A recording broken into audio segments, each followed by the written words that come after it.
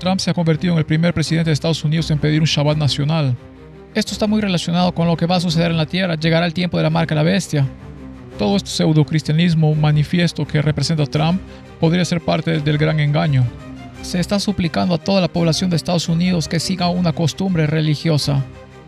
No te sorprenderá a dónde lleva el camino, porque todos los caminos siempre conducen de vuelta a Roma. El poder del cuerno pequeño en ese momento se exaltaba a sí mismo y se ponía en el lugar de Cristo.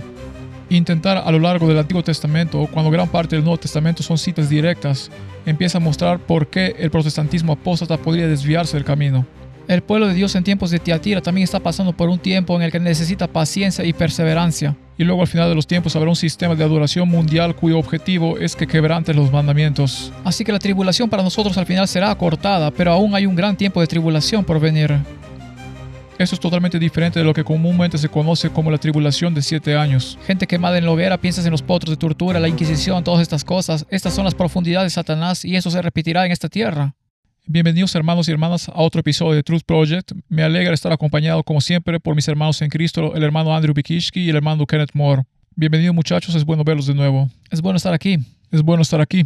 Así que estoy seguro, como muchos de nuestros observadores ya han visto, también hemos visto algunas cosas muy extrañas sucediendo en los Estados Unidos recientemente con los llamados a un Shabbat nacional. ¿Es este el Shabbat judío, como la están llamando una tradición judía? Así que vamos a tocar un poco de eso, así como una estatua dorada de Trump de 7 metros que de alguna manera de nuevo alude a esta, supongo, disonancia entre alguien que dice ser este tipo de líder cristiano, o al menos es retratado como tal, y luego los frutos de lo que realmente está haciendo, que es resultar en cosas como la creación de estatuas, que creo que claramente caen bajo el disfraz del segundo mandamiento. Creo que ustedes podrían estar de acuerdo con eso. Oh, absolutamente. Y los eventos actuales de los que vamos a hablar hoy realmente nos están preparando para el estudio bíblico que vamos a hacer hoy. Que en realidad es volver a las 7 iglesias. Vamos a hacer la cuarta iglesia, la cuarta carta a la iglesia Tiatira. Sí, y la conexión importante de las 7 iglesias con estos eventos actuales es que vamos a ver muchos de los temas que esas iglesias trataron. Como hemos visto a través de las 3 primeras, son problemas muy reales que también estamos enfrentando hoy. Hay un aspecto de verdad presente muy real en lo que estamos viendo. Así que en realidad no vamos a profundizar en esos eventos, solo los vamos a mencionar brevemente. Haremos un próximo episodio sobre la proclamación nacional del Shabbat. ¿Qué significa todo eso cuando lo presentan como una tradición judía y luego llaman al Shabbat cristiano? Entonces tienes 2 Shabbats, uno judío y uno cristiano. Bueno, todo lo que se está haciendo dentro de ese marco para un sábado nacional está sentando las bases para que se reconozca el domingo, un sábado cristiano. Así que vamos a profundizar en ese tema en el próximo episodio, pero por ahora vayamos a la primera diapositiva. Veamos esta estatua dorada de Trump, porque cuando tratamos con Tiatira, estamos tratando un poco de lo que vimos en la iglesia anterior, pero estamos tratando con idolatría y vamos a tratar temas relacionados con la libertad religiosa.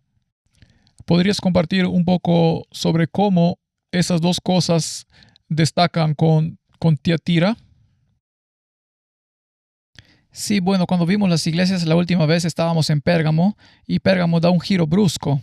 La iglesia que llega a Pérgamo en el año 313 después de Cristo comienza a tomar una dirección muy diferente en su progreso, porque ahora de repente se escucha menos la Biblia, las tradiciones se imponen y esto lleva al surgimiento del hombre de pecado. Lo que hace el hombre de pecado, como veremos en el estudio, es traer no solo idolatría, sino también coerción de la voluntad, es decir, obligar a la gente en contra de su conciencia a adorar. Así que eso está muy relacionado con lo que también sucederá en esta tierra antes de la venida de Cristo. Habrá un tiempo de la marca de la bestia. Y cuando empezamos a ver el falso profeta acercándose mucho a Roma o a ensalzar las cosas que Roma ha establecido como sus normas morales, básicamente imponiendo sus dictados, podemos ver cómo se cura esa herida mortal. Así que el tiempo que hubo en esta tierra en la época del pueblo de Dios durante Tiatira será la misma experiencia para el pueblo de Dios al final también. Sí, por lo general cuando se trata de idolatría se piensa en ídolos. Aquí vemos esta estatua de Trump de 7 metros, la bendijeron. Hay tantas cosas que están mal en esto desde la perspectiva cristiana que es difícil saber por dónde empezar.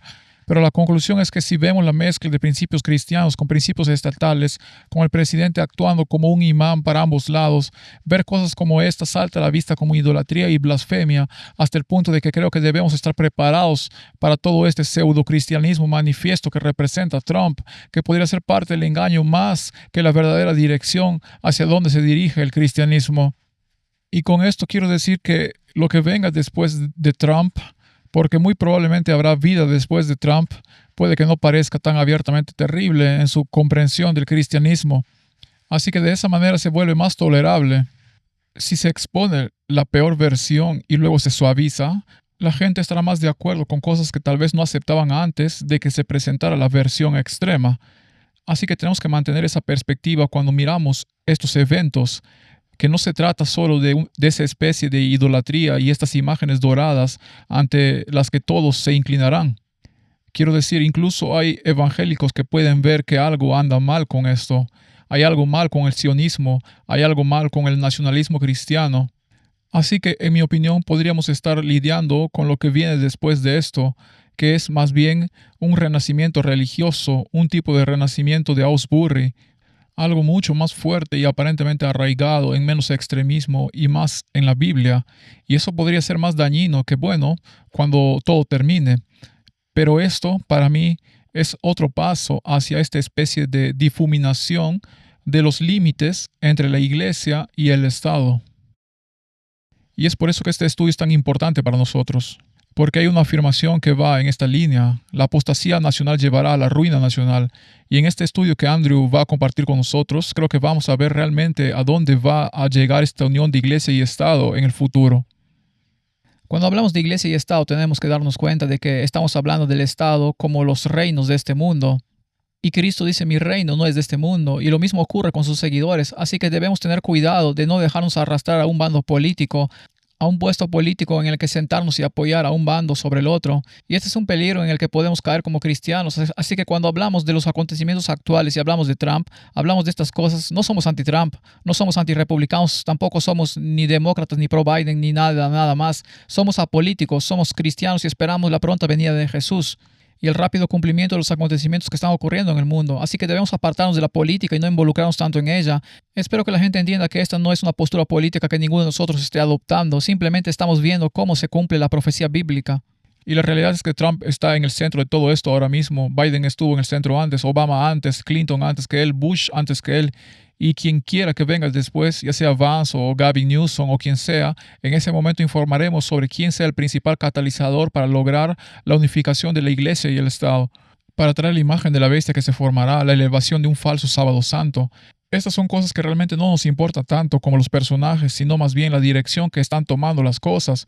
Y luego en el proceso oraremos por estas personas y pediremos que Dios las ayude tanto como nos ha ayudado a nosotros. Así que se trata menos de condenar y más de educar sobre dónde estamos en el flujo del tiempo. Y con este fin vemos aquí que Trump se ha convertido en el primer presidente de Estados Unidos en pedir un Shabbat nacional. Esta es una fuente judía. Pueden encontrar algo en el sitio web del Shabbat. Y nuevamente, para mí, todo esto es parte del engaño. Este es el tema en particular en el que vamos a profundizar. Pero esto es una concesión más. Es como tomar las palabras de la Biblia, pero sin tener en cuenta lo que la Biblia realmente dice sobre ellas. En este caso se trata de presentar el sábado como una tradición judía, lo que abre la puerta a que se honre el sábado cristiano, cuando en realidad la Biblia dice que no hay judío ni griego, sino uno solo en Cristo Jesús. Así que no hay sábado judío ni sábado cristiano, solo hay un sábado cuyo propósito es celebrar y adorar a Dios como creador, tal como Él lo ha prescrito. Y cuando se empieza a presentar como una tradición judía, se enfrentan las tradiciones humanas con la palabra de Dios. Casi se puede convertir el sábado en una reliquia del judaísmo en lugar de una celebración del Dios vivo. Por eso, cuando estos dos sábados contrastantes se contraponen, queremos explicar de dónde proviene el término sábado cristiano. Y no les sorprenderá a dónde lleva el camino, porque todos los caminos siempre conducen a Roma. Creo que nuestro hermano Bradley Burman de Strange Normal tuvo un video muy exitoso recientemente hablando sobre eso y señaló algo muy cierto y muy preciso. Y fue el hecho de que esta es la primera vez de que el presidente de los Estados Unidos ha pedido no un reconocimiento de algo religioso, sino que está pidiendo eso a todos los estadounidenses que guarden esto.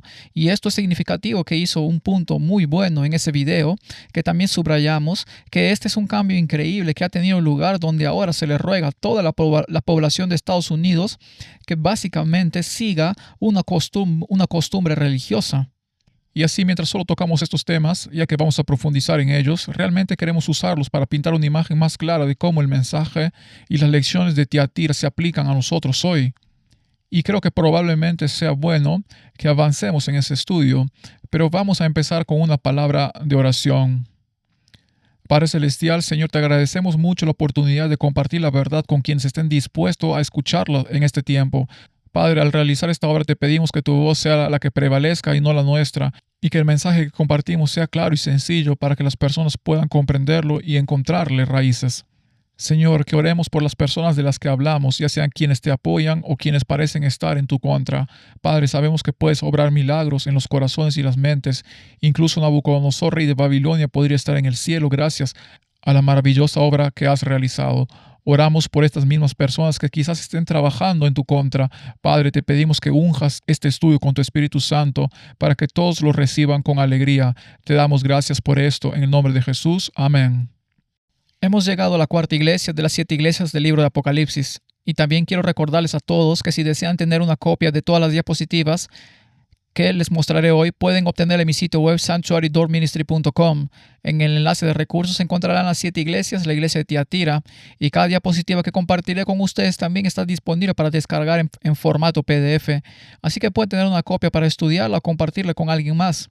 Estas son iglesias realmente interesantes. Me encantan las 7 iglesias. El libro de Apocalipsis comienza con las 7 iglesias y estamos allí en el santuario celestial entre los candelabros y Cristo las atiende. Y luego al final de Apocalipsis veremos que hay un cierre con las 7 iglesias y lo veremos en este estudio. Así que la base del libro de Apocalipsis son las 7 iglesias para comprender la experiencia del pueblo de Dios a través de 7 periodos de tiempos diferentes hasta la segunda venida, desde la resurrección hasta la segunda venida, desde Éfeso hasta la Odisea, pero también especialmente para las personas sobre las que han llegado a los confines de la tierra.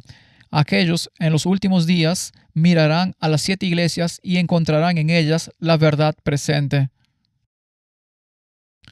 Ahora solo quiero hacer una pregunta rápida porque sé que he visto cierto diálogo entre nuestros comentaristas sobre este concepto de que las 7 iglesias son aplicables al futuro.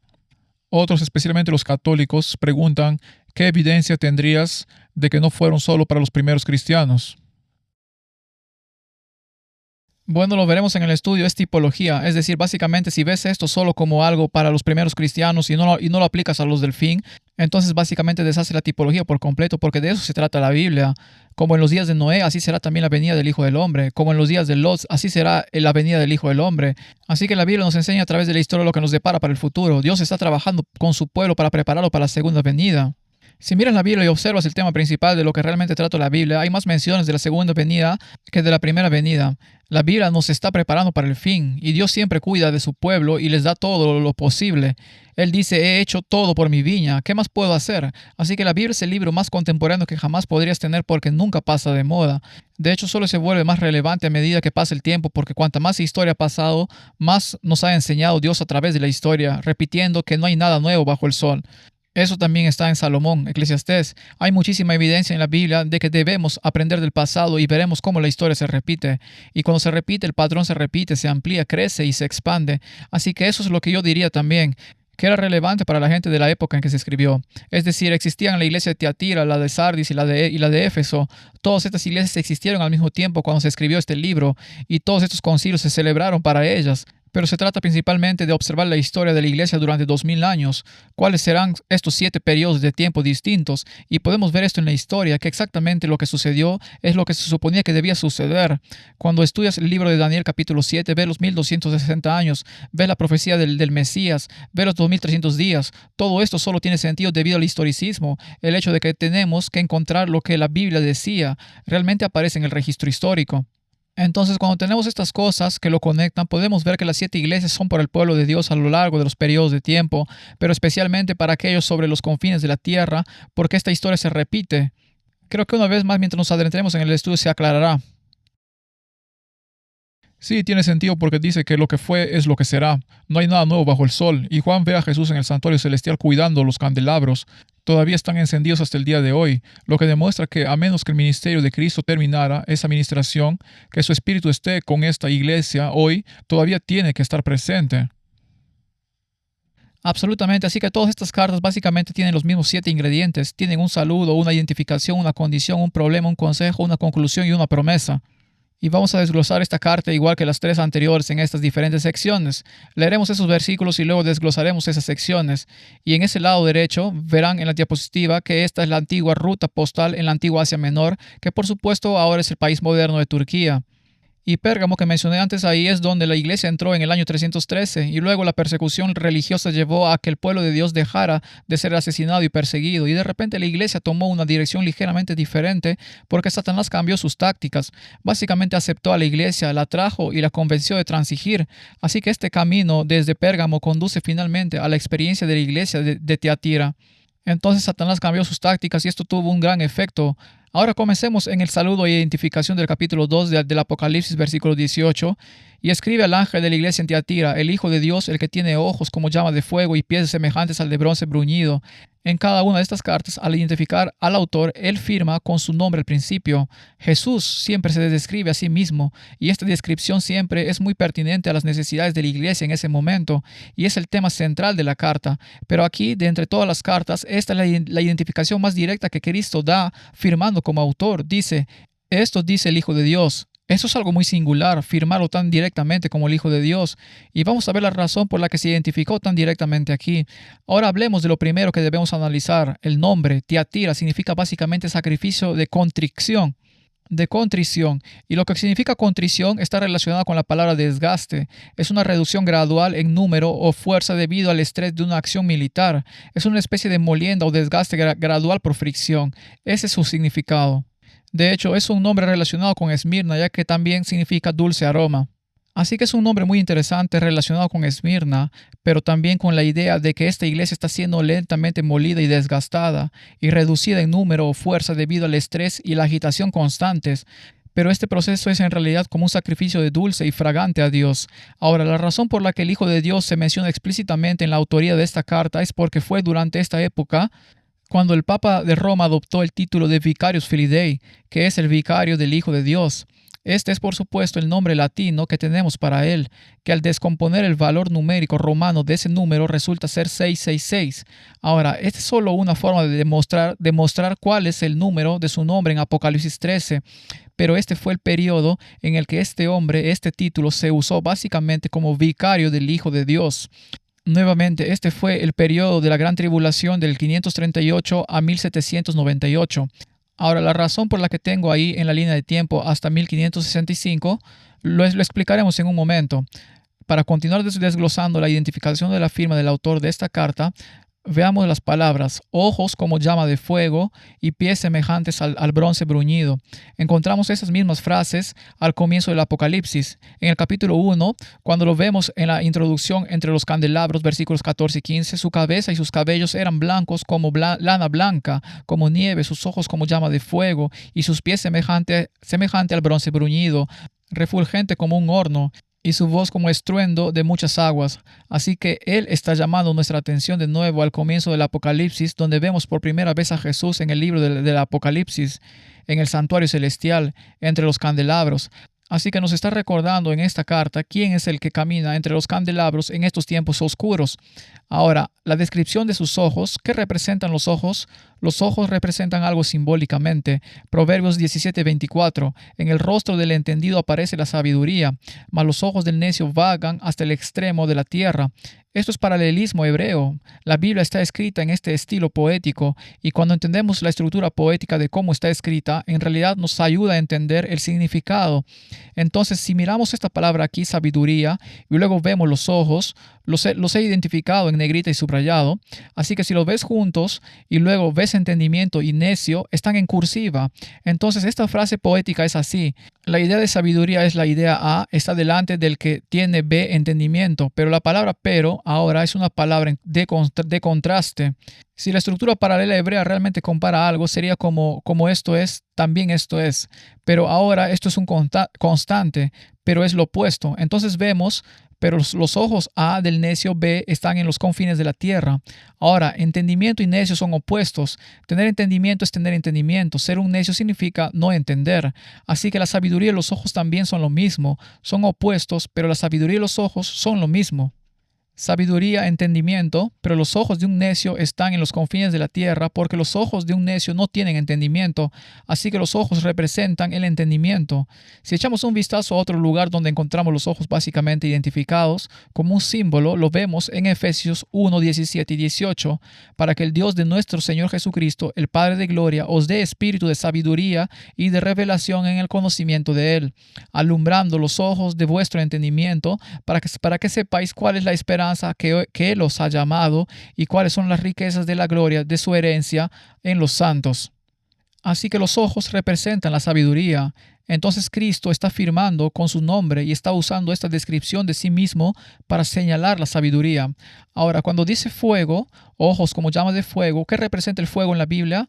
Hebreos 12:29, y también lo encuentras en Deuteronomio del Antiguo Testamento, dice, porque nuestro Dios es fuego consumidor. Así que Cristo se describe a sí mismo no solo como el Hijo de Dios, sino también como alguien con ojos de fuego. Los ojos representan la sabiduría. El fuego es Dios. Esos son los ojos del Hijo de Dios. ¿Y qué tiene Dios? Dios es omnipresente, Dios es omnisciente, Dios es omnipotente. Estos son los tres omnis de Dios. Esta es la sabiduría de Dios. Él lo firma como el Hijo de Dios con la sabiduría de Dios. En la iglesia anterior de Pérgamo, ¿qué se exaltaba en la firma? Si recuerdan, ¿qué había en la identificación de la palabra en Pérgamo? Era la palabra de Dios la que se exaltaba, porque en ese tiempo la palabra de Dios estaba siendo reprimida y abandonada. Ahora, en ese tiempo Dios dice, yo soy el Hijo de Dios y tengo la sabiduría de Dios y no cambio. Y eso es lo que vamos a ver aquí con el bronce. El bronce representa algo muy específico. Ahora, los pies representan el Evangelio. Efesios 6, versículo 15. Sus pies calzados con la preparación del Evangelio de la paz. Se observa este contraste, es decir, Jesús está claramente tratando de establecerse como el Hijo de Dios justo cuando aparece este título de vicario de Cristo. Y luego vemos en la descripción del cuerno pequeño que el ataque se vuelve vertical no solo contra el pueblo de Dios, sino incluso tomando las pretensiones de Dios mismo en lugar de Jesucristo. Y el anti, como hemos estudiado antes, no siempre significa contra, puede significar simplemente en lugar de. Así que sí, ese título al principio es un detalle interesante para destacar porque creo que tal vez la gente lo pasa por alto sin darse cuenta de que, como dijiste, se ajusta a la medida del tiempo en que se encuentra. Absolutamente, y el bronce es muy interesante porque el bronce también se menciona en las Escrituras. ¿Y a qué se refiere cuando habla de bronce? En Deuteronomio 33:25 dice, hierro y bronce será tu calzado, y como tus días serán tus fuerzas. Así que las sandalias, el Evangelio de la paz, el bronce representa la fuerza. El bronce no se dobla, el bronce se usa para fabricar instrumentos científicos, cosas que no cambian cuando se calientan o se enfrían mucho. A veces los metales se contraen o se expanden, pero el bronce no, es muy rígido, no cambia. Está hecho de un material caro y común, es una aleación. Así que tanto en lo natural como en lo espiritual, si observamos la calidad del bronce, estos pies del Evangelio, el Evangelio no cambia. Independientemente de las llamas de la aflicción o las pruebas, el bronce no cambia, el Evangelio no cambia. Así que Cristo se está presentando como el Hijo de Dios con la sabiduría de Dios y el Evangelio no ha cambiado. Y por supuesto, este fue el periodo en el que el Evangelio fue más reprimido. Tiatira comenzó como una colonia macedonia. Fue fundada por Alejandro Magno. Su ciudad era famosa por la fabricación de alfombras en la industria del teñido y atraía prácticamente todo tipo de comercio internacional.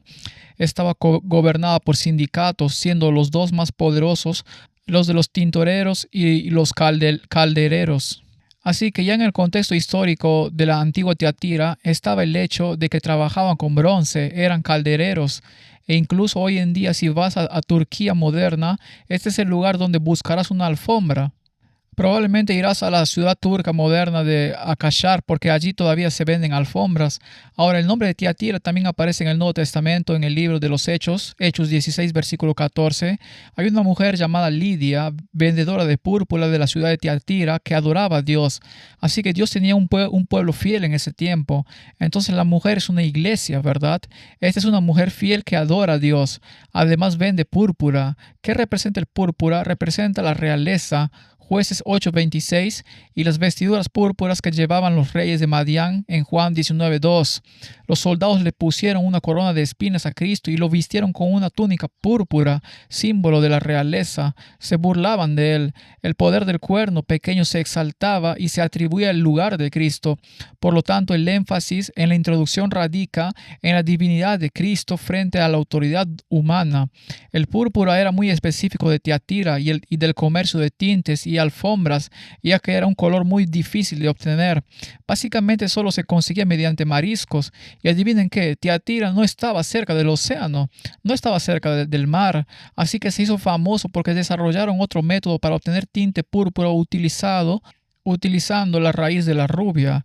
Así que recuerden, volvamos a la iglesia anterior, Pérgamo. Recuerden, tenía el problema de que no podían conseguir papiro porque competían directamente con Alejandría por el tamaño de su biblioteca. Y el rey de Egipto impuso un embargo para que Pérgamo no pudiera obtener más papiro para hacer más libros. Y para resolver ese problema inventaron el pergamino. Algo similar sucedió aquí en Tiatira. Tuvieron que inventar otra forma de hacer púrpura. Entonces, ¿cómo se relaciona esto espiritualmente con la iglesia en ese momento? Bueno, como mencionaste antes, hermano, anticristo en realidad significa otro Cristo. Así que otra forma de hacer púrpura.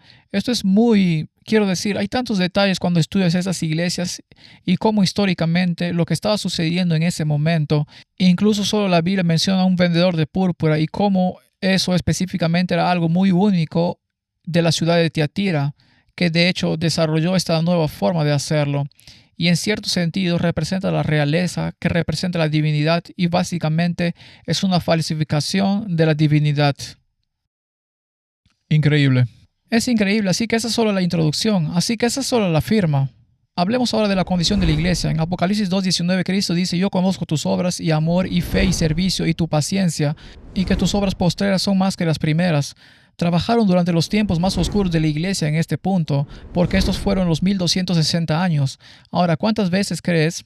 Quiero decir, moralmente digo, ¿cuál es la profecía de tiempo más repetida en la Biblia? ¿Cuál es la profecía de tiempo más repetida en la Biblia? Sí, definitivamente la de 1260. Es la de los 1260. ¿Cuántas veces se menciona? Yo tendría que decir entre 5 y 7 veces. 7 veces. Ahí lo tienes, 7 veces. 7 veces. ¿Por qué Dios se centra más en esa profecía del tiempo? Quiero decir, la de los 2300 días es sumamente importante porque abarca la Pascua, cuando se encuentra al Mesías y se sacrifica. Eso se menciona en Daniel en las 70 semanas, ¿verdad? Pero ese es el comienzo de los 2300 días, y los 2300 días conducen al inicio del juicio, al día de la expiación. Así que si los 2300 días son tan importantes y las 70 semanas también, ¿por qué Dios repite esta profecía 7 veces mencionando ese periodo de tiempo? Porque de nuevo la Biblia siempre prepara al pueblo de Dios para el fin. En esta condición de la iglesia se mencionan la fe y la paciencia. Quiero analizar la paciencia, la fe y la perseverancia y examinar este estudio bíblico para comprender la experiencia del pueblo de Dios durante ese tiempo. En Hebreos 12:1 y 2, por tanto, nosotros también teniendo en derredor nuestra tan grande nube de testigos, despojémonos de todo peso y del pecado que nos asedia, y corramos con paciencia la carrera que tenemos por delante, puestos los ojos en Jesús, el autor y consumador de la fe, el cual por el gozo puesto delante de él sufrió la cruz, menospreciando el oprobio, y se sentó a la diestra del trono de Dios. Así que veo la palabra fe y paciencia y perseverancia, y veo que si miras la palabra griega para paciencia allí arriba en Apocalipsis 2:19, de hecho en Hebreos 12:1 y 2, esta palabra griega es 5281, significa perseverancia, y la palabra perseverancia allí en Hebreos 12:2 significa perseverancia en las pruebas. Así que Cristo pasó por pruebas, pasó por persecución, y esta idea de que el pueblo de Dios durante la época de Tiatira también estaba pasando por un tiempo en el que necesitaba paciencia y perseverancia como Cristo, porque estaban atravesando una tribulación. En 2 Tesalonicenses 1:4, estas palabras aquí, fe y paciencia, tanto que nosotros mismos nos gloriamos de vosotros en las iglesias de Dios por vuestra paciencia y fe en todas vuestras persecuciones y tribulaciones que soportáis. Hay paciencia, fe, perseverancia. La palabra griega aquí es la palabra griega 430 significa soportar, resistir, básicamente manejar las persecuciones y las tribulaciones. Ahora, relacionemos estas palabras directamente con el periodo de tiempo de 1260 años. En Apocalipsis 13:10 se habla del fin del reinado de la bestia del mar. Antes de que pasemos a la bestia de la tierra, que aparece en Apocalipsis 13:11, dice: si alguno lleva en cautividad, va en cautividad; si alguno mata a espada debe ser muerto. Aquí está la paciencia y la fe de los santos. Así pues, la condición de la iglesia en Apocalipsis 2:19, el periodo de tiempo de la iglesia de Tiatira, utiliza las mismas palabras, fe y paciencia, que en Apocalipsis 13:10, al hablar del periodo de tiempo por el que pasó el pueblo de Dios. Y se puede ver que anteriormente en Apocalipsis 13 se habla de los 42 meses. Todo esto corresponde al mismo periodo de tiempo. Así que se puede ver que estas palabras fe y paciencia están relacionadas y por supuesto también se relacionan con Cristo en la cruz. Bueno, y eso también explica a los lectores que descartan el Antiguo Testamento que en realidad no pueden entender esas profecías. Daniel y Apocalipsis están tan entrelazados que se puede ver que gran parte del lenguaje que se encuentra en Daniel también se encuentra en el libro de Apocalipsis. Así que tratar de desechar el Antiguo Testamento cuando gran parte del Nuevo Testamento y especialmente el libro de Apocalipsis son citas directas del Antiguo Testamento, realmente comienza a mostrar por qué el protestantismo apóstata podría realmente desviarse del camino cuando han desechado gran parte de la luz del Antiguo Testamento junto con el resto. Absolutamente, así que de nuevo, solo miren las palabras ahí mismo, Apocalipsis 2:19, la condición de la iglesia, paciencia y fe. Puedes vincularlo con ese periodo de tiempo en Apocalipsis 13, al final de ese periodo de tiempo cuando los santos fueron perseguidos durante 42 meses. Fe, paciencia y fe. Ahora, la última parte de la condición menciona que tus obras postreras son más que las primeras. Bueno, la edad oscura terminó cuando la luz comenzó a brillar de nuevo, cuando se redescubrió la verdad bíblica. Por supuesto, la Reforma Protestante comienza en 1517 después de Cristo. La Reforma llamó a los fieles de Dios de las tinieblas a conocer a Cristo y saber quién era, comprender su palabra y tener una conexión personal con Él. Así que tenemos a los reformadores Wycliffe, Tyndale, Huss, Jerónimo, Lutero, Knox, Calvino, Zwinglio, Melanchthon. Todas estas personas surgieron de este periodo. Fue una época increíble en la que el pueblo de Dios sufrió persecución, pero al final los últimos fueron más que los primeros, porque al final una gran luz emanaba de esta iglesia en ese momento. Y por supuesto aquí es donde vamos a empezar a fechar, donde llegamos a 1565 con la iglesia de Tiatira, porque realmente para 1565 la iglesia ya estaba plenamente establecida, la iglesia protestante, es decir, ya estaba completamente formada en ese momento en lo que respecta a la Reforma Protestante, como una especie de protesta oficial contra la iglesia católica. Y de hecho 1565 es cuando Inglaterra se separó de Roma y básicamente fundó la iglesia de Inglaterra. Así que pueden ver que el cisma realmente llegó a su plena realización, por así decirlo, y el pueblo de Dios se separó de esa manera. Los protestantes lo hicieron. Así que 1565 es más o menos el periodo de tiempo que yo establecería para eso, porque cuando hablamos de Sardis, que será la siguiente iglesia, veremos de qué se trata la iglesia de Sardis y cómo se relaciona con eso también con el periodo de tiempo. Entonces la verdad presente que necesitamos entender para Tiatira es que la tribulación se repetirá tal como sucedió en el pasado, pero también es a través de esa tribulación. ¿Qué sucederá con el pueblo de Dios?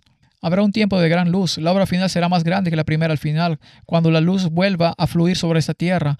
Continuemos ahora con la siguiente parte de la carta, que es el problema. En Apocalipsis 2:20 tenemos 4 versículos que hablan del problema. Los leeremos todos ahora y desglosaremos cada uno por separado. Dice: pero tengo unas pocas cosas contra ti, que toleras que esa mujer Jezabel. Y en la Biblia, ¿qué representa una mujer? La iglesia. Tiene que representar una iglesia. Así que esta es probablemente una confusión que a veces ocurría cuando estudiábamos el libro de Tiatira. La iglesia de Tiatira no es Jezabel y Jezabel no es la iglesia de Tiatira. Tiatira representa básicamente el pueblo de Dios en ese tiempo. Jezabel representa la falsa iglesia en ese tiempo. Ahora, Jezabel se dice, profetiza, enseña y seduce a mis siervos a fornicar y a comer cosas sacrificadas a los ídolos. Y le he dado tiempo para que se arrepienta, pero no quiere arrepentirse de su fornicación. He aquí yo la arrojo en la cama y en gran tribulación a los que con ella adulteran, si no se arrepienten de las obras de ella. Y a sus hijos heriré de muerte, y todas las iglesias sabrán que yo soy el que escudriña la mente y el corazón, y os daré a cada uno según sus obras. Así que el problema que tiene la iglesia, el problema de la iglesia en este tiempo del pueblo de Dios, es que están siendo desviados por una iglesia falsa, una mujer falsa. Hay una iglesia falsa que está desviando al pueblo de Dios. Ahora, el nombre de Jezabel es, por supuesto, muy específico en la Biblia. Lo primero que tenemos que hacer es retroceder y encontrar a Jezabel en el Antiguo Testamento. En 1 de Reyes 16:31, porque le fue ligera cosa andar en los caminos de Jeroboam, hijo de Nadab, y tomó por mujer a Jezabel, hija de Etbaal, rey de los Sidonios, y fue y sirvió a Baal y lo adoró. Así que los pecados de Jeroboam eran en realidad pecados de idolatría. Así que no fue como si hubiera sido poca cosa para él seguir la idolatría. Ahora toma y básicamente se casa con una mujer que es una mujer pagana. Así que si miras simplemente vuelve a la iglesia anterior y la iglesia de Pérgamo. Recuerda, fueron las enseñanzas de Balaam, ¿verdad? Fueron las cosas que desviaron al pueblo de Dios justo en las fronteras de Canaán. La comprensión de la verdad presente que debemos entender de Pérgamo es que justo ante las fronteras de Canaán el pueblo de Dios será atacado por esta idea, esta invitación a venir completamente al mundo y fornicar con el mundo y las iglesias del mundo. Y esto ahora ha pasado de ser una especie de fornicación en Pérgamo, ahora en Tiatira, ahora es un matrimonio completo. Entonces, lo que era fornicación en Baal, peor con los líderes mezclándose con el mundo, ahora está siendo completamente sancionado al casarse con el mundo. Sí, justo en el centro de todo siempre está la ley de Dios. Así que tienes este falso sistema que quiere que cometas fornicación, sacrifiques cosas, comas cosas a los ídolos, todas las cosas que están directamente en contra de los mandamientos. Entonces aquí al final de los tiempos habrá un sistema de adoración mundial cuyo objetivo es hacer que rompa los mandamientos. Parecerá religioso, pero en última instancia te hará quebrantar la ley de Dios. Así que esa ley de Dios es central, tal como lo vimos en la iglesia anterior, que este concepto estará presente hasta el fin de los tiempos, el tema de la ley de Dios y cuán aplicable es para nosotros hoy. Y en ese punto, en esa nota, de hecho, miras a Pérgamo, ¿verdad? Con Baal y la adoración que se llevaba a cabo allí con Balaam, las enseñanzas de Balaam, la doctrina de Balaam. Esta no es la primera vez que lo vemos, en realidad se remonta a la iglesia de Éfeso. Si recuerdas a los Nicolaitas, esto fue escrito debido a los Nicolaitas y su influencia en Éfeso.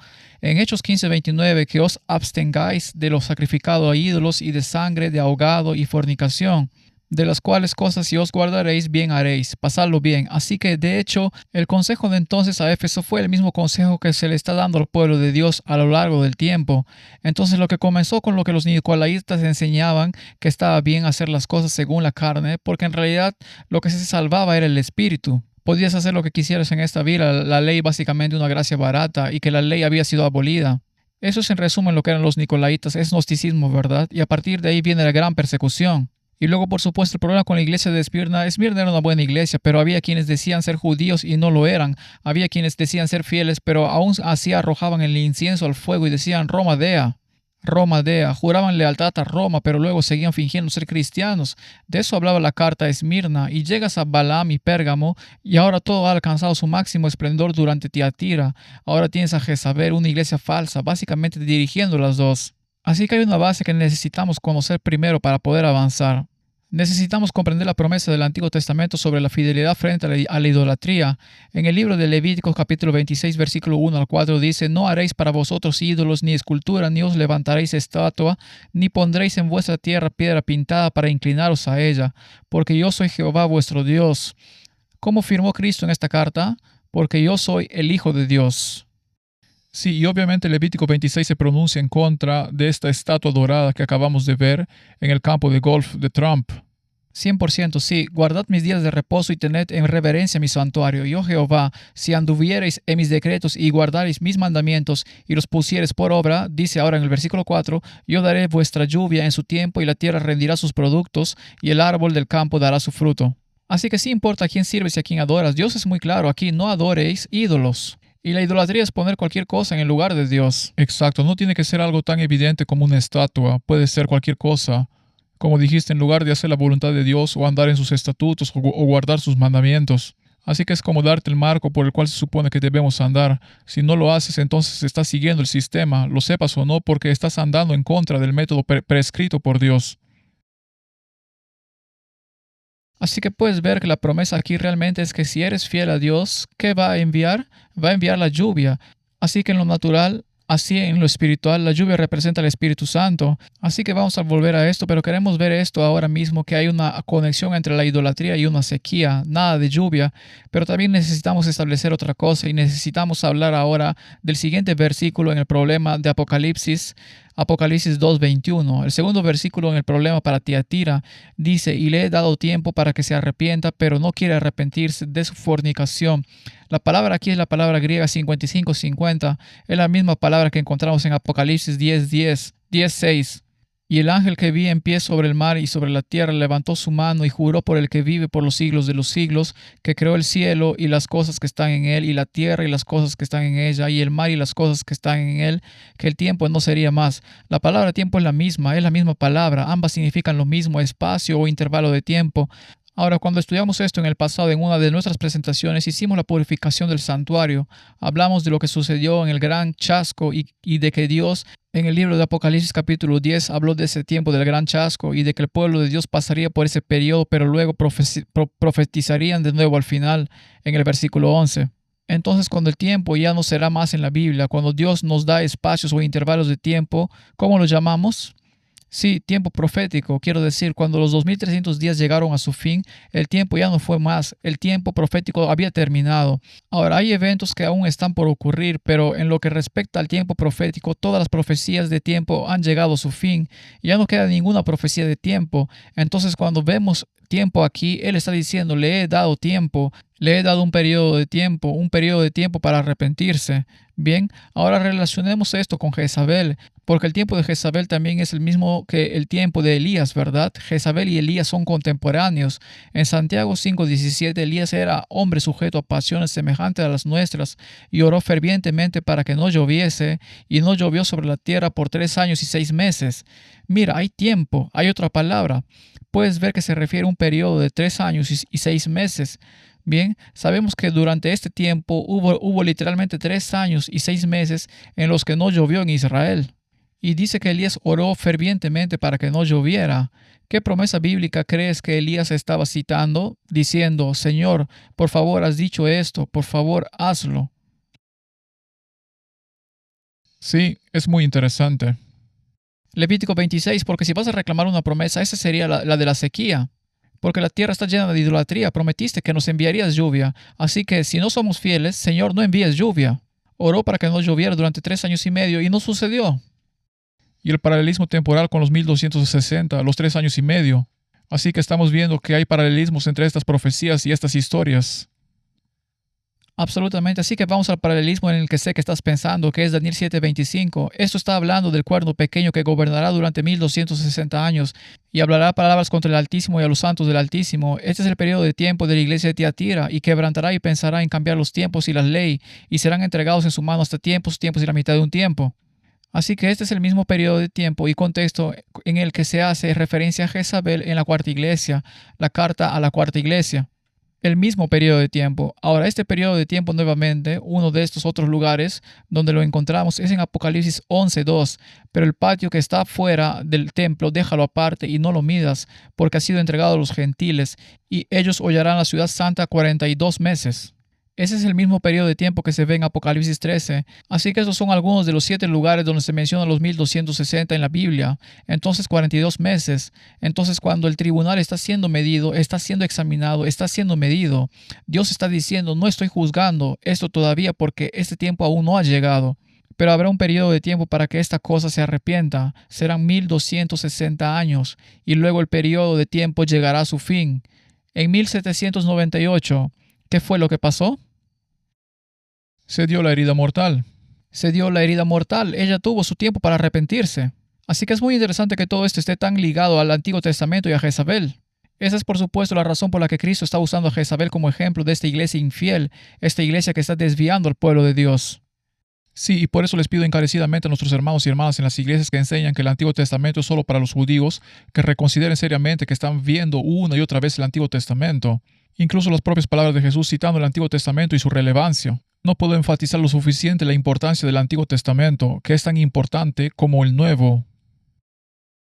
Especialmente el libro del Apocalipsis. Justo iba a decir que especialmente cuando todos los libros de la Biblia terminan y se encuentran en el Apocalipsis. ¿Cómo se puede desacreditar el Antiguo Testamento? Es como si se desacreditara el libro del Apocalipsis, que muchos de nuestros hermanos y hermanas ni siquiera entienden. Si se desacredita el Antiguo Testamento, ¿cómo se podría entender el libro del Apocalipsis? Porque no se aplica a la actualidad y se piensa que es solo una historia antigua o algo así. En realidad, la tipología es una de las formas más poderosas junto con el paralelismo hebreo de entender lo que la Biblia nos dice hoy. Ahora, quiero señalar algo interesante aquí en Apocalipsis 11:2. Dice la ciudad santa. ¿A qué ciudad santa se refiere? La ciudad santa es la ciudad de Jerusalén, ¿verdad? Sí, piensas en Jerusalén o la Nueva Jerusalén. Sí, no voy a poner esto en la pantalla porque hay demasiadas diapositivas para mostrar. Pero si van a Zacarías 8.3, pueden ver que Zacarías 8.3 les dice que Jerusalén es la ciudad de la verdad. Entonces, ¿qué está sucediendo durante 1260 años, durante 42 meses? ¿Qué está siendo pisoteado? La verdad es en Jesucristo, ¿verdad? Exactamente, todo está siendo suprimido y el Evangelio está siendo pisoteado, y por eso Cristo firma su nombre, por supuesto, como el Hijo de Dios, con los pies como bronce en el fuego, ¿verdad? Este Evangelio no cambia. Ahora veamos el siguiente versículo aquí, en el problema con la iglesia, y este es el versículo 22. He aquí yo lo arrojo en cama y en gran tribulación a los que con ella adulteran, si no se arrepienten de las obras de ella. Ahora sabemos que este periodo de tiempo es la bestia del mar, ¿verdad? En la primera parte del capítulo 13 del Apocalipsis, vemos que esta bestia del mar, su cabeza estaba herida de muerte, sanó de su herida mortal, y todo el mundo se maravilló tras ella. Ahora, hablemos de la palabra cama. En Apocalipsis 2.22, esta palabra también puede referirse a una camilla para enfermos, como una cama de hospital. Pensaríamos en una camilla o algo similar para colocar a alguien enfermo.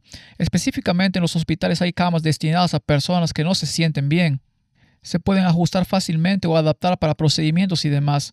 Esta es, en correcto, una cama para enfermos. Ahora, este poder recibe una herida, un poder temporal, una herida a su poder temporal, ¿verdad?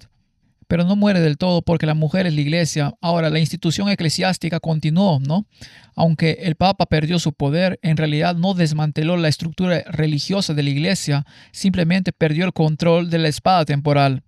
Así que en cierto sentido fue arrojada a un lecho de enfermedad, no estaba completamente muerta, había una herida mortal en la estructura de poder que tenía en conexión con el mundo. Ese es el poder del cuerno pequeño representado como un rey, pero la mujer todavía está ahí, la mujer todavía está viva, pero ahora está en un lecho de enfermedad, ha sido gravemente herida.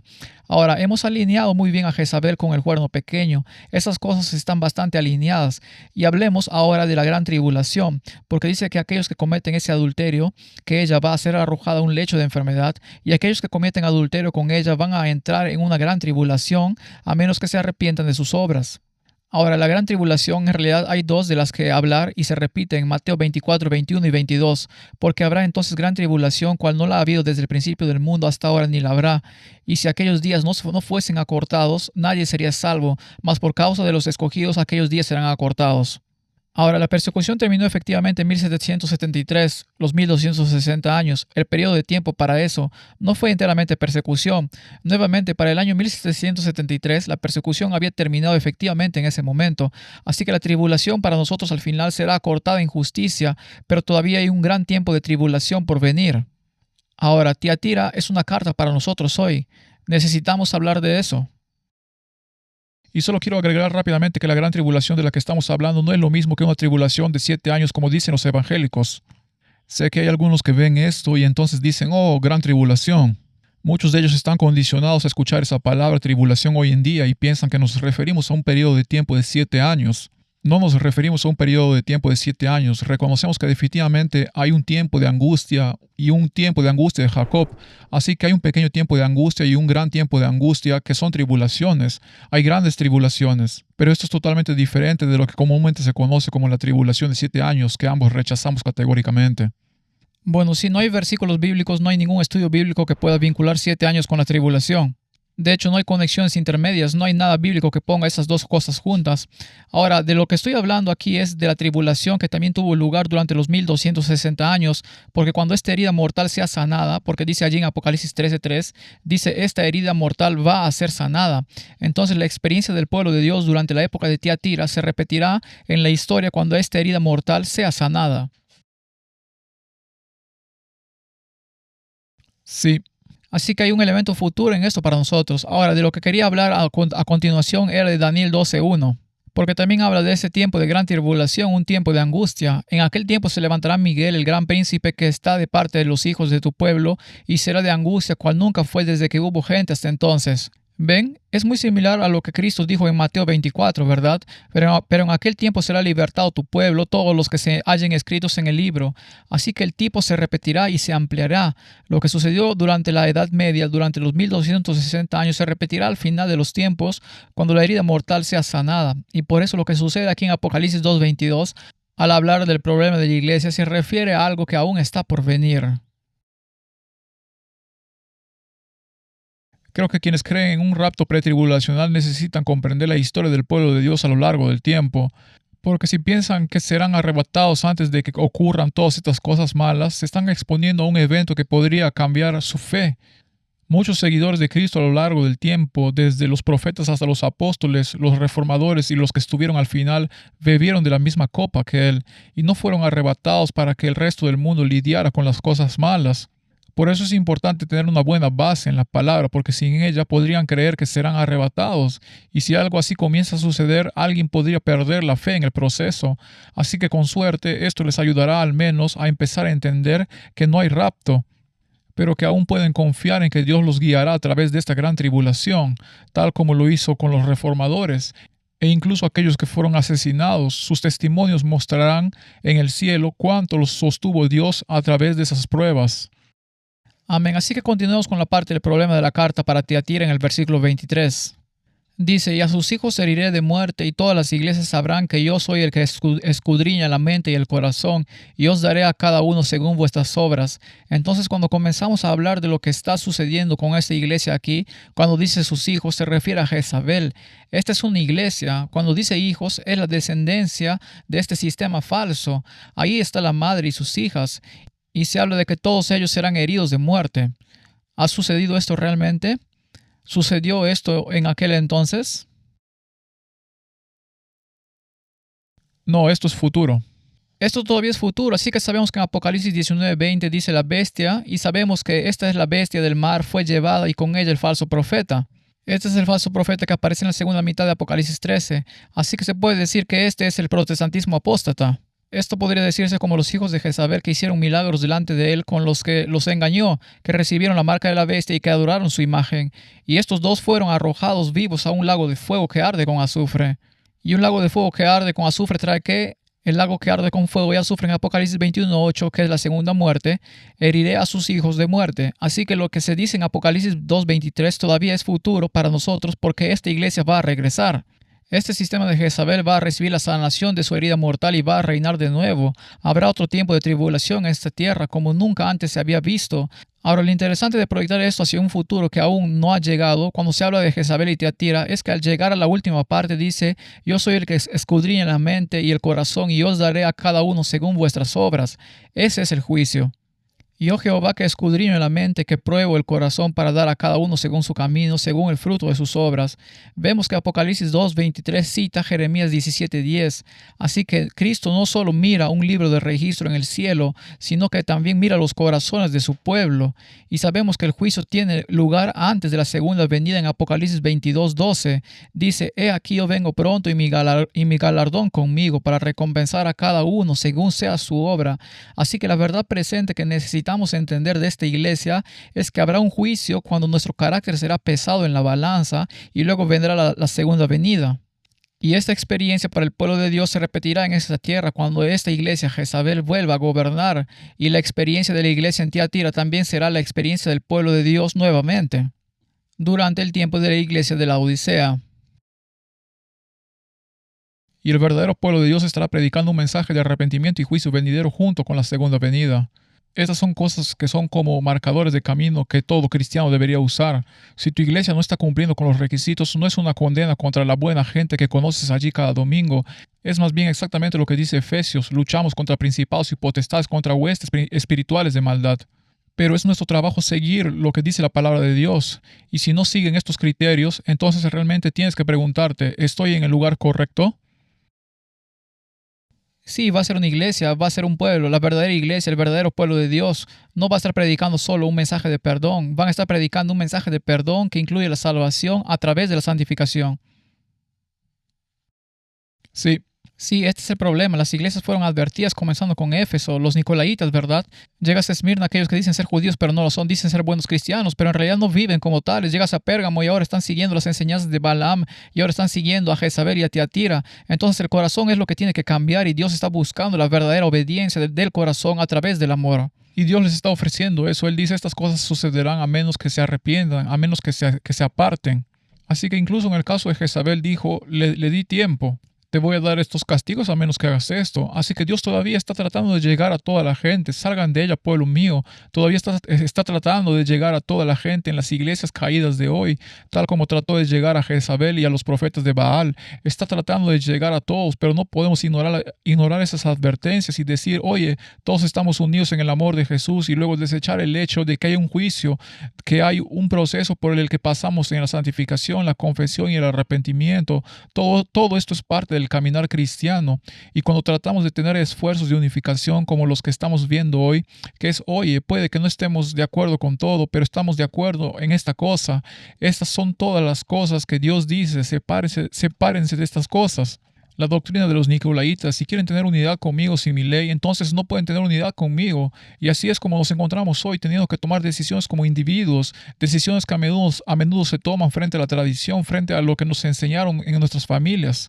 Pero Dios nos pide, nos llama a separarnos de esas cosas, a seguir la palabra, a ser ese pueblo peculiar. Y me encanta cómo vemos que estos mismos problemas se presentaban a la gente de la época de la iglesia primitiva, y estamos condenados a cometer los mismos errores si no seguimos la palabra de Dios como lo hicieron en el pasado. El mismo error que cometieron en el pasado al no adherirse realmente a ella en su totalidad. Dios conoce el fin desde el principio, ¿verdad? Él conoce el fin desde el principio. Entonces, cuando Dios le dio a esta iglesia este poder, 1260 años, ¿verdad? Este periodo de tiempo, no lo toques todavía, no lo mires todavía. Se le dio a los gentiles, quiero decir, Él sabe cómo va a terminar, pero aún así le permite tener la oportunidad de probarse para ver de qué se trata todo esto. Así que esto nos lleva de nuevo a la gran controversia y por qué está sucediendo todo esto. Dios ha permitido que esto suceda porque hay una pregunta que se ha hecho una acusación contra Él. Ha habido un gran dilema. Es como, ¿qué es el pecado? ¿Qué es la justicia? ¿Quién es Dios? Y todo se está probando y mostrando a través de los 6000 años que hemos vivido en esta tierra hasta ahora. Y es simplemente asombroso ver que Dios le ha dado al diablo su oportunidad de mostrarse a sí mismo y quién es. Y entonces cuando vemos estos 1260 años, y eso nos lleva al siguiente versículo, es como si realmente estuviéramos viendo de qué se trata realmente el diablo. Hablemos ahora del consejo a esta iglesia de Tiatira en Apocalipsis capítulo 2, 24. Pero a vosotros y a los demás que están en Tiatira, cuantos no tienen esa doctrina y no han conocido lo que ellos llaman las profundidades de Satanás, yo os digo, no os impondré otra carga, pero lo que tenéis, retenedlo hasta que yo venga. Ahora, esta doctrina esencialmente significa enseñanza, ¿verdad? Entonces, esta enseñanza, ¿qué es esta enseñanza que esta iglesia ha estado haciendo? Es idolatría, ¿verdad? Comenzó con los nicolaitas. Vayan a Balaam, vayan a Jezabel. Recuerden que Pablo está diciendo que el misterio de la iniquidad ya está obrando, incluso cuando él estaba vivo, cuando escribió la carta a los tesalonicenses. Y así esta siempre ha sido la situación a la que Satanás ha estado tratando de llevar al pueblo de Dios, a la idolatría, poniendo cualquier cosa en lugar de Dios. Ahora, las profundidades de Satanás, donde dice, y no han conocido lo que ellos llaman las profundidades de Satanás. Eso siempre, cuando lo he leído en el pasado, lo he pasado por alto y realmente no pensé mucho en ello, pero realmente quería entender, bueno, ¿por qué la Biblia hace hincapié en hablar de aquellos que no han conocido las profundidades de Satanás? Entonces, ¿qué son las profundidades de Satanás? Porque no quiero saberlo, ¿verdad? Bueno, veamos lo que dice la Biblia sobre el corazón de Satanás. En Isaías 14, 13 y 14 dice, tú que decías en tu corazón, subiré al cielo en lo alto, junto a las estrellas de Dios levantaré mi trono, y en el monte del testimonio me sentaré. A los lados del norte, sobre las alturas de las nubes subiré y seré semejante al Altísimo. Él quiere ser Dios. Sí, lo cual también está en el núcleo mismo de cada sociedad secreta en el mundo. También está en el corazón de las ideas de la nueva era, la filosofía y la religión de la nueva era, si se le puede llamar así. Es decir, sea lo que sea, es la mentalidad de que uno puede convertirse en Dios. Tus ojos serán abiertos y serás como Dios, conociendo el bien y el mal. Así que lo que infectó a Satanás en el cielo y lo llevó a la rebelión es con lo que ha intentado infectar a la raza humana para que se unan a él en la rebelión. Y es más frecuente hoy que nunca. Oh, absolutamente. Así que relacionemos esto con el hombre de pecado que gobierna durante este tiempo, durante la iglesia de Tiatira. En 2 Tesalonicenses 2:4, el hijo de perdición, el cual se opone y se levanta contra todo lo que se llama Dios, es objeto de culto, tanto que se siente en el templo de Dios como Dios haciéndose pasar por Dios. Durante 1260 años, este poder se puso en lugar de Dios, Vicarius Filii Dei. Por eso Cristo firma la carta como hijo de Dios en contraste con este poder. ¿Qué hacía este poder cuando se puso en el lugar de Dios? ¿Qué hizo cuando tuvo el poder que tuvo? Forzó las conciencias de todos los demás. Sí, mató en nombre de Dios y mató al pueblo de Dios en nombre de Dios. Tomó su lugar. Ese es el siguiente versículo que iba a mencionar, Juan 8:44. Vosotros sois de vuestro padre el diablo y los deseos de vuestro padre queréis hacer. Él ha sido homicida desde el principio, 1260 años de asesinato en nombre de Dios. Pero por eso cuando vemos al Papa León allá arriba criticando al gobierno estadounidense por ir a la guerra, y miren, no estoy defendiendo que hayan hecho lo correcto al ir a la guerra, y sabemos quién está realmente detrás de eso. Pero por eso la hipocresía está brotando de ese sistema. No es que Matt y Andrew estén consultando libros de historia y determinando que son la peor organización de la historia en cuanto a la matanza del pueblo de Dios. Es la Biblia la que la llama asesina desde el principio. Literalmente describe al enemigo del pueblo de Dios. Y aunque hoy en día llamar así a alguien es impopular porque vivimos en una cultura donde eso no está permitido, la realidad es que la Biblia tuvo la valentía de afirmar que este es precisamente el carácter de esta organización. Así que verlos ahí arriba, el de pie, vestido de blanco, condenando a cualquiera que esté en un conflicto militar, es hipocresía del más alto nivel.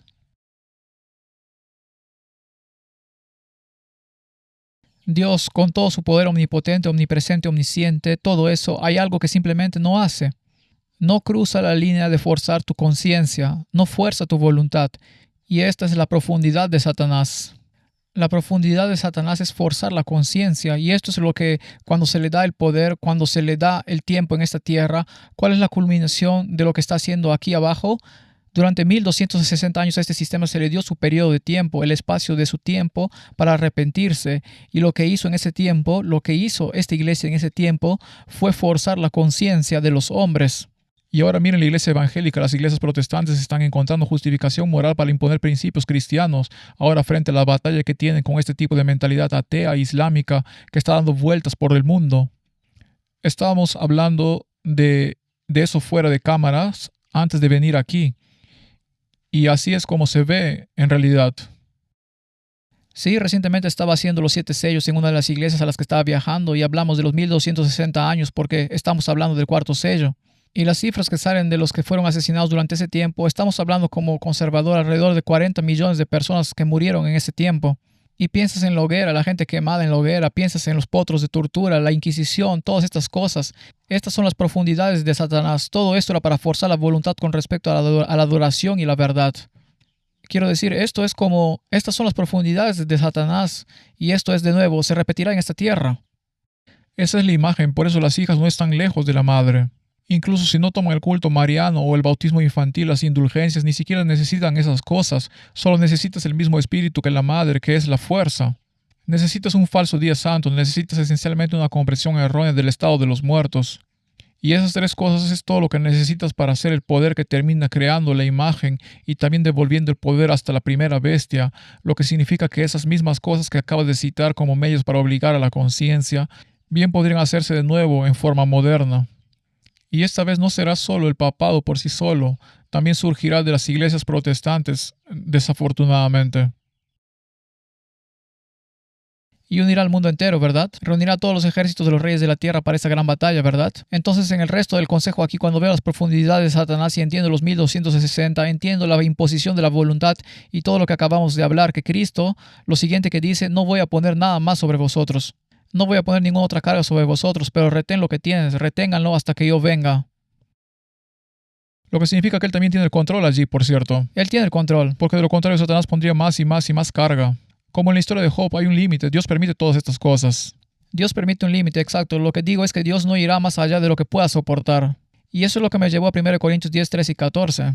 Mira lo que encontré allí. No os ha sobrevenido ninguna tentación que no sea humana, pero fiel es Dios, que no os dejará ser tentados más de lo que podéis resistir, sino que dará también juntamente con la tentación la salida para que podáis soportar.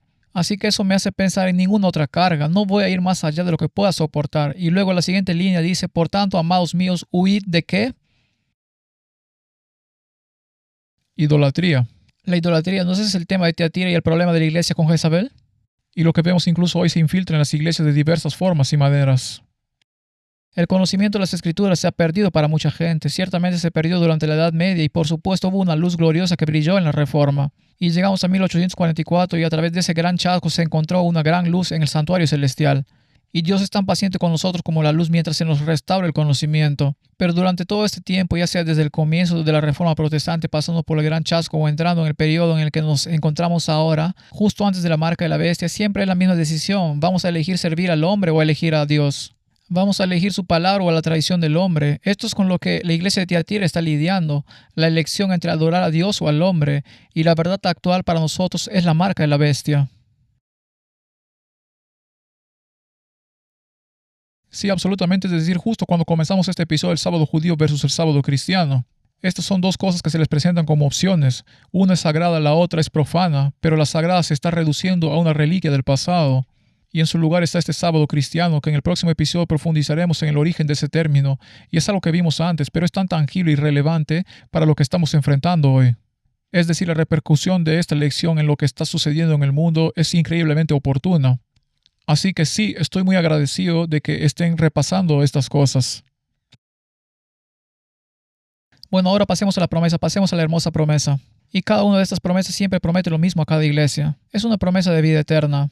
Es una promesa del cielo al final, la gran recompensa. Entonces en Apocalipsis 2, 26 y 27 dice, al que venciere y guardare mis obras hasta el fin.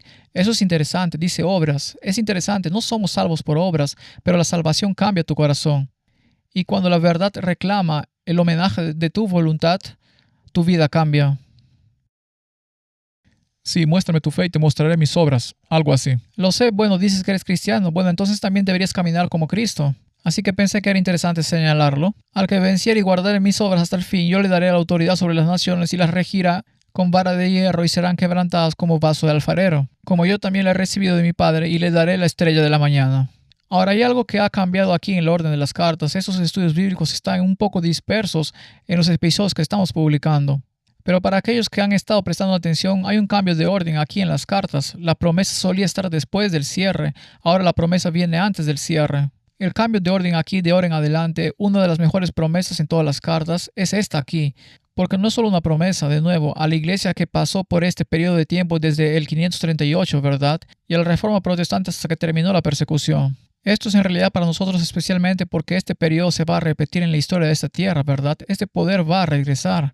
Así que la gente de la Odisea va a lidiar con el mismo poder que regresa. Entonces, si miramos a aquellos que vencieron en ese periodo de tiempo durante los 1260 años, para que sepamos cuál es la verdad presente, para que entendamos hoy cómo vencer, vemos en Apocalipsis 12:11 dice, y ellos lo han vencido a Satanás por medio de la sangre del Cordero y de la palabra del testimonio de ellos, y menospreciaron sus vidas hasta la muerte.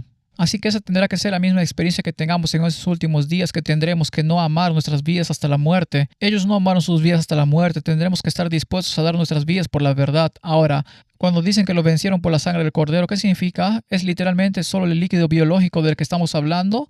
¿O esto representa algo mucho más importante, verdad? Sí, es sobre el corazón y la mente. Correcto, Levítico 17:11 dice, porque la vida de la carne está en la sangre. Entonces es la vida de Cristo, su sangre, vencieron a Satanás por cómo vivieron. Por eso dice, al que venciere y guardare mis obras, tiene que ver con cómo vivieron sus vidas. Así es como vencieron por la sangre del Cordero. No es solo el perdón, recibieron su vida y vivieron la vida de Cristo. Así vencieron a Satanás durante la tribulación. Amén. Y hoy en día, en las iglesias protestantes solo se cuenta la mitad de la historia. Hablan de la sangre del Cordero, pero no de andar como Él anduvo. Esa parte la transforman en una versión distorsionada de salvación por obras, cuando en realidad se trata simplemente de los frutos del Espíritu. ¿Cómo se puede distinguir entre uno basado en las obras? Uno que cree en las obras diría, bueno, ahora me he ganado mi salvación por las cosas que he hecho, mientras que uno que se basa en la fe dice, no merezco nada más que la muerte, pero como creo en Cristo muestro lo que Él hizo porque ese es el ejemplo que dejó. No entiendo por qué hay tanta desconexión, pero todas las iglesias afirman tener la sangre de Jesús, pero muy pocas hablan de la santificación y cómo caminar con ella, reflejando cada vez más el carácter en ese caminar. Y cuando tienes la mitad de la historia, casi es como si no tuvieras nada, porque un poco de levadura leuda el pan. Y Andrew, solo quería preguntarte porque se me ocurrió una idea mientras mostrabas Apocalipsis 12:11, donde se habla de la sangre del Cordero y de la victoria por medio de ella. ¿Crees que podría ser como una conexión con Cristo en el lugar santísimo, en su ministerio con la sangre? Sí, de hecho eso es lo que iba a ir a continuación, porque cuando dice que lo vencieron por la sangre, vencieron a Satanás. Esa es la resistencia. Esa es la paciencia de los santos. Eso es básicamente Cristo en la cruz y su victoria en la cruz. Ahora el pueblo de Dios va a tener esa misma victoria, aunque parezca que están siendo perseguidos y oprimidos. Puede que sean martirizados, pero en realidad están obteniendo la victoria y están venciendo a Satanás en este proceso. Pero lo que realmente está culminando es la expiación final, porque la verdadera victoria sobre Satanás en los últimos días llega cuando la expiación final llega a los vivos, cuando el juicio se traslada a los vivos y los pecados son borrados y el pueblo de Dios es sellado en sus frentes. A esto me refería, esta expiación final entre los vivos en este último periodo de la historia de la tierra durante la gran tribulación, cuando el periodo de tiempo se repite no en duración sino en intensidad, es cuando el pueblo de Dios va a poder vencer completamente, van a pasar por ese periodo de tiempo sin un intercesor en el santuario celestial, porque el santuario ha sido cerrado, la gracia ha terminado. Eso no significa que se quedarán sin Dios, van a ser llenos del Espíritu Santo. Dios no abandonará a su pueblo, pero el tiempo del santuario se cerrará y vencerán. Así que sí, tiene que ver con la expiación final, absolutamente. Este es Cristo en nosotros. Esta es la esperanza de gloria. Así que necesitamos entender esta promesa también desde otra perspectiva. Cuando esta promesa dice, yo le daré autoridad sobre las naciones y las regirá con vara de hierro, se refiere a Jesús y las regirá con vara de hierro y serán quebradas como vaso de alfarero. Para entender esta promesa y lo que significa para la iglesia de Tiatira, debemos pensar en lo que le sucedió. ¿Qué le sucedió a esta iglesia? En Apocalipsis 13:7, y se le permitió hacer guerra contra los santos y vencerlos. También se le dio autoridad sobre toda tribu, pueblo, lengua y nación. Este poder, ¿y qué metal representa este poder según Daniel capítulo 2? Sería el hierro. Es el hierro, por eso es interesante que Cristo mencione aquí, voy a gobernarlos con vara de hierro. Porque ¿cómo gobernaron? Gobernaron con vara de hierro. Así que lo que les fue hecho el gobierno de hierro se los hará a ellos. El que lleva en cautividad irá en cautividad, el que mata espada a espada debe ser muerto. Cristo entregó su vida, pero en realidad venció a Satanás para reinar por los siglos de los siglos. Así que esto es lo que está sucediendo en este tiempo. Aunque el pueblo de Dios será perseguido como lo fue en el pasado y como Cristo fue perseguido, en este tiempo es cuando Cristo está obteniendo la victoria final a través de su pueblo en la gran controversia, y debido a eso, como resultado de la promesa de estar en el cielo, ahora el pueblo de Dios debe gobernar la tierra. Lo vemos en Apocalipsis 1:6, y nos hizo reyes y sacerdotes para Dios su Padre. A él sea gloria e imperio por los siglos de los siglos. Amén. Apocalipsis 5:10, y nos has hecho para nuestros Dios reyes y sacerdotes, y reinaremos sobre la tierra. Así que aquellos que fueron oprimidos y gobernados con vara de hierro ahora son los que gobiernan con él, y él gobierna con vara de hierro. Y cuando los veo sentados allí en tronos, van a reinar con Cristo en su trono. Me hace pensar en ellos sentados en tronos durante los 1000 años en el cielo. Así que cuando busco ese versículo, encuentro Apocalipsis capítulo 20, versículo 4, y vi tronos y se sentaron sobre ellos, ¿verdad? Porque nos sentamos con Cristo, como leímos anteriormente, los que recibieron facultad de juzgar, y vi las almas de los decapitados por causa del testimonio de Jesús y por la palabra de Dios, los que no habían adorado a la bestia ni a su imagen, y que no recibieron la marca en sus frentes ni en sus manos, y vivieron y reinaron con Cristo 1000 años.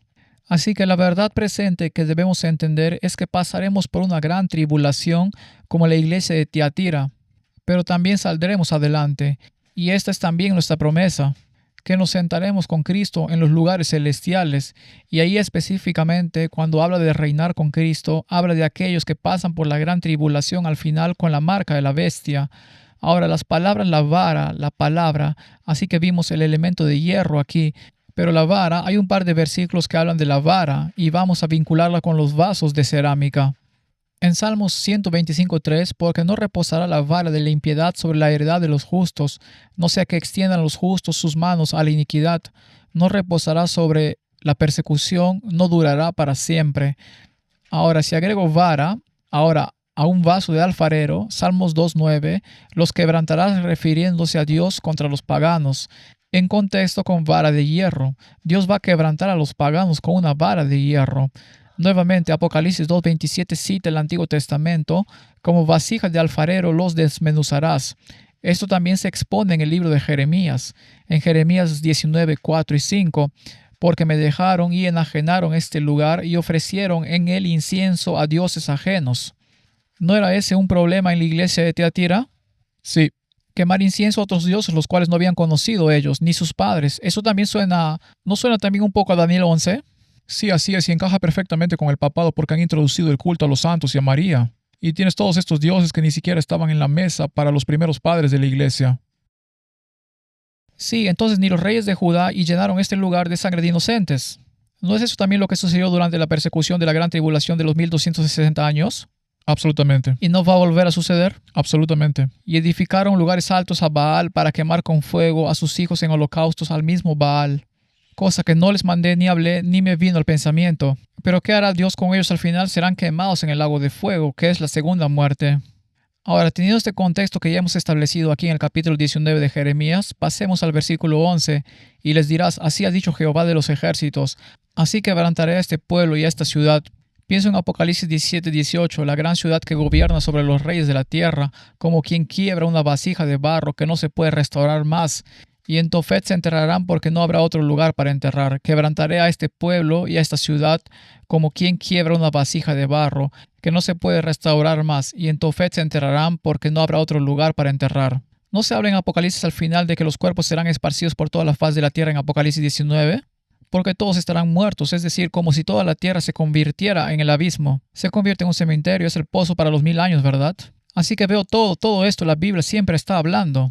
Hubo un tiempo que Jeremías habló de Israel y de Babilonia, sí, 100%, pero todas estas cosas se repiten en forma de símbolo e historia, y la antigua Babilonia se nos da en Apocalipsis como nombre para que cuando estudiemos la antigua Babilonia sepamos exactamente lo que vendrá en el futuro. Ahora también veo eso donde dice, así que puedes ver roto en pedazos. Eso es fragmentos y pedazos muy pequeños, roto en pedazos. Y ves que era como si rompiera la vasija del alfarero y no pudiera volver a estar entera. Estoy pensando en el hierro y la arcilla. El hierro intenta volver a unirse en los pies con la arcilla, pero nunca parece poder adherirse de la misma manera. Nunca puede volver a ser entero. El hierro nunca vuelve a unirse completamente con la arcilla. Entonces lo último que tenemos que ver en la promesa aquí es el versículo donde dice, y yo le daré la estrella de la mañana. Bueno, eso está directamente relacionado con Jesús. Apocalipsis capítulo 22, versículo 16. Yo, Jesús, he enviado mi ángel para daros testimonio de estas cosas en las iglesias. Entonces, ¿a cuántas iglesias se refiere? A las 7 iglesias. A las 7, sí, porque comienza con las 7 iglesias. Él está en los candelabros. Ahora, el primer capítulo de Apocalipsis es Cristo en las 7 iglesias, los 7 candelabros. El último capítulo de Apocalipsis es un cierre para el santuario en el cielo con las 7 iglesias. Él dice estas cosas en las iglesias. Yo soy la raíz y el linaje de David, la estrella resplandeciente de la mañana. Entonces está hablando a todas las iglesias aquí en la carta a Tiatira. Y ahora otra palabra para la estrella de la mañana encontramos en que esa palabra es en realidad lucero de la mañana. Y eso está en 2 de Pedro 1:19. Tenemos también la palabra profética más segura, a la cual sabéis bien en estar atentos como a una antorcha que alumbra en un lugar oscuro. ¿Y no fue la Edad Media ese lugar oscuro? Hasta que el día esclarezca y el lucero de la mañana salga en vuestros corazones. Esa es la estrella de la mañana que sale en vuestro corazón. Así que la promesa de vida eterna aquí en la promesa a la iglesia de Tiatira es que recibiremos esta vida eterna en la segunda venida cuando Jesús venga. El amanecer de esa estrella de la mañana, esa mañana que será diferente a cualquier otra, la tribulación final de paso a la segunda venida, y ese es el énfasis a esta promesa. Así que cuando atravesamos el tiempo de tribulación en esta tierra, recordemos el consejo a la iglesia de Tiatira y sepamos que al final de esta tribulación seremos la estrella de la mañana, estaremos en la segunda venida. Amén. Bueno, solo queda una cosa más y ese es el cierre. En Apocalipsis 2:29 ya hemos desglosado esto en el primer capítulo sobre Éfeso. Así que no entraremos en detalles, pero ahora termino con esto porque el énfasis ahora está en que presten atención al testimonio. Presten atención a lo que el Espíritu dice a las iglesias. Y me hace pensar en este versículo para terminar que es Juan 10:27 y 28. Mis ovejas oyen mi voz y yo las conozco y me siguen, y yo les doy vida eterna y no perecerán jamás, ni nadie las arrebatará de mi mano. Qué promesa tan asombrosa que ante tanta dificultad o oscuridad, solo pensando en la reforma, no creo que nadie pueda entusiasmarse con la perspectiva de pasar por eso hasta que tenga la luz de la promesa de Jesucristo y la fe para aferrarse a ella como propia. Y aquí es donde entran en juego las 5 vírgenes insensatas y las 5 prudentes, porque nadie puede darte esa experiencia para confiar en tu Salvador a través de esas cosas. Y eso es algo que Dios nos pide que desarrollemos con Él ahora, esa relación, porque sabemos que estas cosas son ciertas, sabemos que esto es lo que va a suceder. Pero la razón por la que se nos ha dado la amonestación, la instrucción, la advertencia, la reprensión y la promesa es para que podamos aferrarnos a esas cosas de una manera que quite la fuerza de la nuestra, que en realidad es solo debilidad a la fuerza de Dios, que es lo que realmente puede sostenernos. Buscan primero el reino de Dios y su justicia. Así que no se trata solo de buscar el reino de Dios, sino que también tienen que desear lo que Dios es, que es la encarnación completa de su ley, que es bondad, misericordia y justicia. Y para mí, qué hermosa manera de terminar esto, de una manera que realmente nos da esperanza, que a pesar de que estas cosas son ciertas, Jesús ha prometido que nadie puede arrebatarte de sus manos una vez que te tiene en sus manos. Así que dejen que tome esas manos, hermanos y hermanas. Me dirijo a mí mismo y a todos los que también trabajan aquí en el proyecto de la verdad, para que nos entreguemos a Jesucristo, para que sea Él quien haga este trabajo y no nosotros. Porque en última instancia sabemos que el poder que Satanás está trayendo a través de un protestantismo apóstata y eventualmente la sanación de la herida mortal conducirá al mismo resultado que vimos en el pasado, tal como lo ha demostrado tu estudio. Así que gracias por darnos esa esperanza y esa confianza para creer que si ellos lo superaron, entonces nosotros también podemos, porque ese Dios es el mismo Dios ayer, hoy y siempre.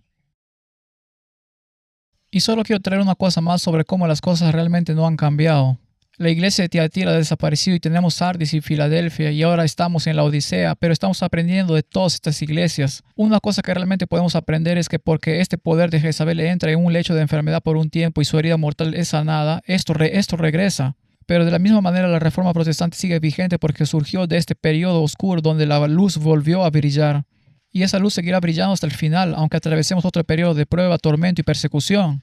Habrá un resurgimiento de la reforma protestante al final cuando la luz se predique con fuerza y para mí este es un momento muy emocionante, así que también estamos en los límites de ese momento.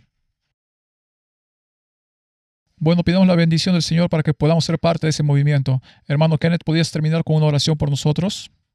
Padre nuestro que estás en los cielos, te damos muchas gracias por tu palabra y por las enseñanzas que nos diste en Tiatira, aquella iglesia antigua. Y oramos para que apliquemos las enseñanzas que quieres que aprendamos a nuestras propias vidas. Te pedimos que seamos vencedores, no solo oidores de tu palabra, sino hacedores de ella. Por favor, concédenos tu gracia. Acompaña a todos los que están viendo el programa. Te pedimos que estés con ellos y que nos salves a todos en tu reino. Guíanos hoy en el nombre de Jesús. Amén. Amén. Amén.